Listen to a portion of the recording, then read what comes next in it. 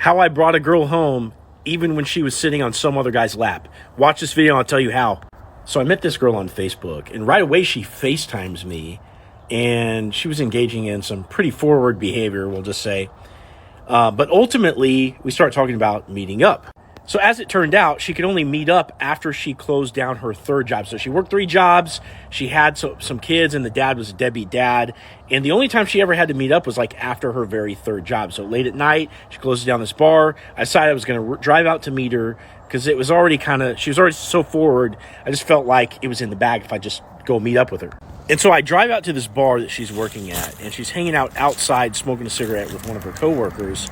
And because she was so forward over the FaceTime call, I just decided to walk straight up to her and make out with her on the spot because I knew that I could just because of our prior interactions.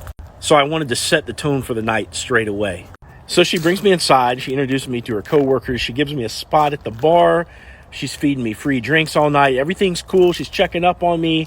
Everything's really nice and friendly. And then when it's time to close, she starts closing down the bar.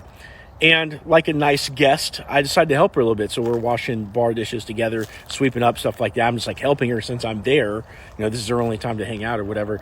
And so there's another bar across the street that's open an hour later that we decided to go hang out there once we got the place shut down. And this is where things got crazy.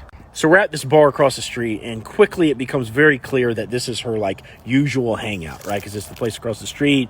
It's open an hour later than the other place that she works at, and she's working a night shift all the time. And so this is her like place, right?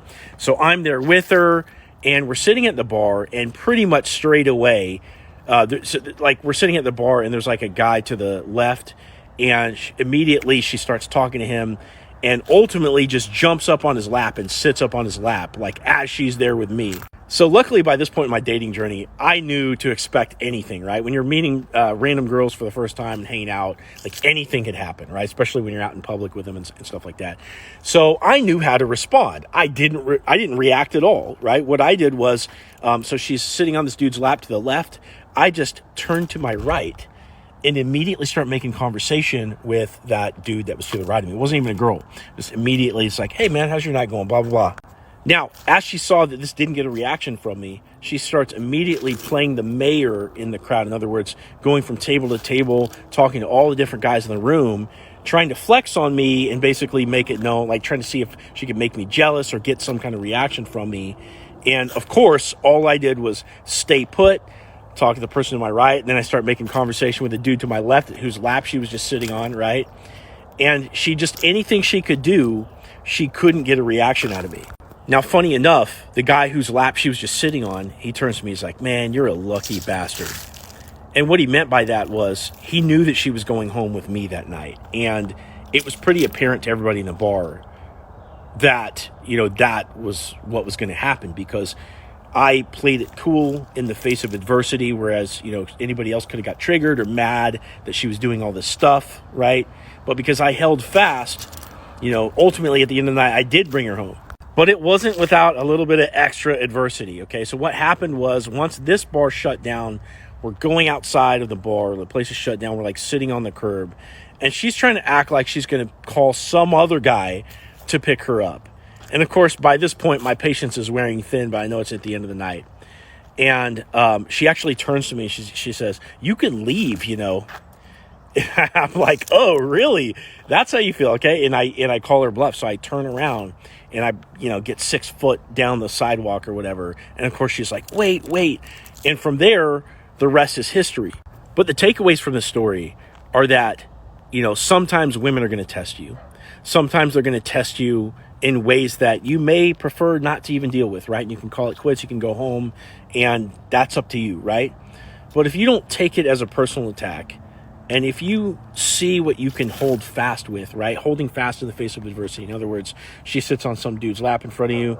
You're like, oh, cool, right? And like, I'm having just as good a time as you are sitting on this dude's lap, talking to this random person off to my right? And you truly get into that interaction, right? You're truly asking that person how their day was. You're like completely unaffected by the drama, okay? It creates a spark of attraction in that girl, seeing that she can't get a reaction out of you. Now, I realize this kind of stuff isn't everybody's cup of tea, right? Not everybody wants to deal with this kind of thing. Some people might even say, well, why did you stick in that long to begin with, right? Well, again, if you're not taking it personally and you're attracted enough to the girl and you want to bring her home, right?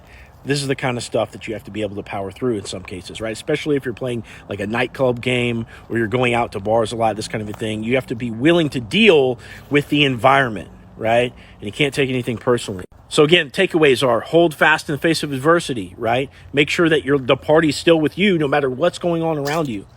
And the other thing is, you have to be able to take it or leave it, right? Had she told me you can leave by the time that I already drove out there and spent all this time with her and been nice to her and helped her close down and do all this stuff, right? If she said you can leave, I was literally willing to go walk to my car and drive away. Okay, and I wouldn't have said anything mean to her on the way. Like if I realized that she really wanted me to leave, I just wouldn't have interacted with her again, right? So you really have to be able to take it or leave it. And when you can do that, that's when the girl's like, hey, wait. Now, if you want to learn advanced attraction skills such as this, and you want to learn how to bring home girls under any set of circumstances, click my profile over here and click the link in my profile and apply for one-on-one coaching.